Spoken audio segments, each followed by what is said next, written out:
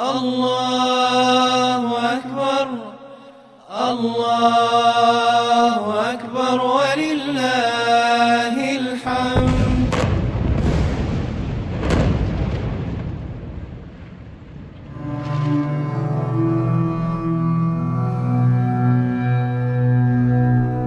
রাত পোহালে ঈদ।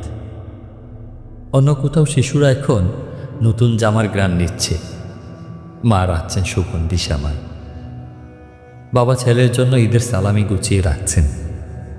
কিন্তু ফিলিস্তিনের গাজায়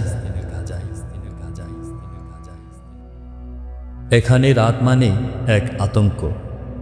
বিমান থেকে ঝরে পড়া আগুনের ফুলকি, দেওয়াল ভেঙে মাটিতে মিশে যাওয়া ঘরবাড়ি, কান্নার ধ্বনি মিশে যাওয়া আজানের সুরে।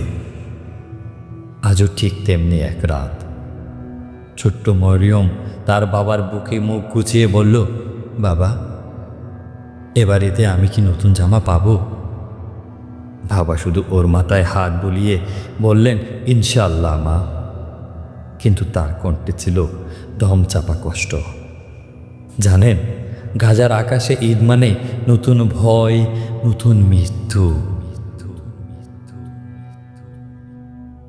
সকাল হলো, সূর্যের আলোয় রক্তের চোখ স্পষ্ট হয়ে উঠল। তবু গাজার মানুষ ঈদের নামাজ পড়তে বের হলো।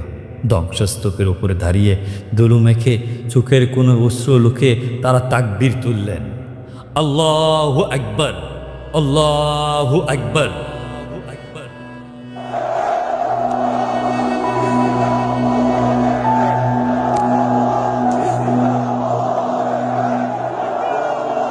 ছোট্ট মরিয়ম মায়ের হাত ধরে দাঁড়িয়ে, তার চোখে একরাশ প্রশ্ন, বাবা কোথায়?